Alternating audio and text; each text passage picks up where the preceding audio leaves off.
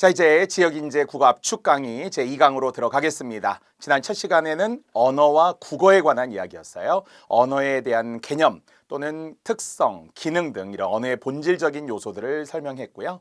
또 국어와 관련된 가장 기본적인 지식들, 그중에서는 국어의 특성을 세 가지 영역으로 나누어 설명했던 것, 의문적, 어휘적, 통사적 특징으로 나누었던 것 중요했습니다. 자, 이제 지금부터는 제2번 말소리 의문론이라는 타이틀로 들어가겠습니다. 자, 앞에서 우리가 의문에 대한 이야기 분명히 했습니다. 소리의 최소 단위라고 했어요. 의문이 뭐냐? 그러면 소리의 최소 단위. 말소리. 그래서 우리는 크게 두 가지로 나누어서 분절 의문과 그리고 비분절 의문 또는 초분절 의문이라고 나누었었던 자음 모음의 분절음이 있고요. 소리의 장단음, 소리의 길이라고 했었던 비분절 의문도 역시 의문의 하나에 해당이 됩니다. 자, 이제 지금부터는 전체적으로 보았을 때 크게 두 가지 이야기를 하려고 하는데요. 첫 번째는 의문론입니다. 그래서 자음 체계, 모음 체계와 관련된 걸 또 한번 할 거고요. 두 번째는 의문의 변동입니다. 중학교 교과서에 있고요. 고등학교 모든 교과서, 11종 교과서에 모두 들어있는 것이 이 의문의 변동 부분입니다. 그래서 역시 크게 두 가지 또 주의 깊게 잘 들어주시기 바랍니다. 자, 앞에서도 얘기했지만 이제 음성은 사람의 소리가 아닌 걸 음향이라고 했었고요. 자, 의문은 소리의 최소단이라고 했습니다. 이때 의문은 보통 이제 개수를 계산할 때 표기와 그다음에 이제 소리 나는 것의 차이를 주기도 하는데요. 보통 국화, 그럼 우리가 표기상으로 보면 의문이 하나, 둘, 셋, 넷, 5개여야 하죠. 하지만 소리대로는 국화라고 자음 축약이 되면서 발음은 4개. 그래서 표기상으로는 5개인데 발음상으로는 4개. 그래서 의문이 소리니까 발음은 소리, 의문 이렇게 해서 4개의 의문이다. 이렇게 이야기합니다. 반면 이제 첫 소리 이응은 의문이 아니라고 했었잖아요. 앞에 우리가 음절 계산할 때. 그래서 악이 그러면은 이응을 제외한 아부터 시작하므로 의문의 개수는 3개. 앙은 첫 소리의 이응을 제외하면 2개. 이제 이런 식으로 되겠죠. 이렇게 의문의 개수도 발음에 따라서 달라진다라는 것을 뒤에 의문의 변동까지 포함해 기억하시면 됩니다.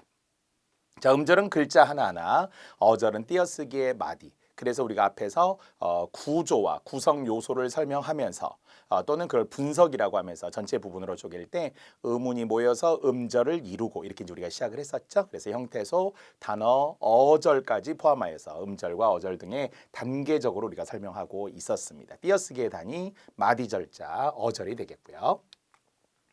자, 그래서 이야기했지만 분절 의문이라는 거와 비분절 의문이라는 게 있는데 분절 의문이라는 게 바로 음소라고도 더 세부적으로 이야기해서 음소와 운소 합쳐서 운이라고 하게 된 건데요. 분절 의문이 자음과 모음 같은 것, 쪼개질 수 있는 것. 초분절 의문은 분절되지 않는 것, 비분절 의문은 분절되지 않는 것이라고 해서 음의 길이, 장단, 눈의 눈이, 말이 말을 하고 이런 거 분명히 언급했습니다. 자, 의문의 개수도 우리 40개 사전 배열 순서 떠올리면 된다고 했었고요. 자음 19개, 모음 21개, 단모음 10개, 이중모음 11개. 그래서 지금부터는 자음 19개의 표와 단모음 10개의 모음표를 우리가 지금부터 공부하게 될 겁니다. 자, 자음은 보통 이제 닷소리라고도 시험에 나와요. 어딘가 닿아서 나오는 소리. 즉 그러니까 입술이나 혀끝이나 입천장 등에 닿아서 나오는 자음을 닷소리. 그래서 이것을 장애를 받고 나온다고 해서 장애음이라고 하고요. 반면 모음은 그냥 혼자 나오는 소리, 홀소리라고 하면서 아, 오 어딘가 지금 입안에 닿지 않고 바로 입만 벌리면 나오잖아요. 그것을 비장애음이라고 하는데 자, 6 곱하기 6표라고 제가 정사각형의 개념처럼 제가 이제 보여드리려고 하고요. 기준 두 가지, 소리나는 위치와 소리내는 방법에 따라서 나눕니다.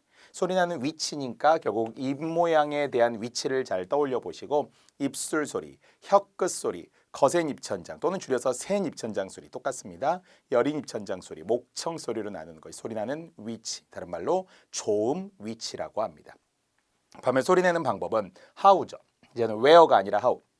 어떻게 소리를 내느냐. 앞에 우리 삼중체계 했었죠. 파열음 계열이라고 했기 때문에 파파 2개 묶어 놓으시고요. 파열음, 파찰음. 그래서 막았다가 터지면은 파열음. 막았다 터지면서 동시에 스치면 파찰음. 그냥 스치면 마찰음. 그래서 파파, 찰찰, 파파, 찰찰 이렇게 같은 음절을 이렇게 연결해서 파파 찰찰로 외우면 이 순서 헷갈리지 않을 거예요. 파열음, 파찰음, 마찰음의 방법이 있고요.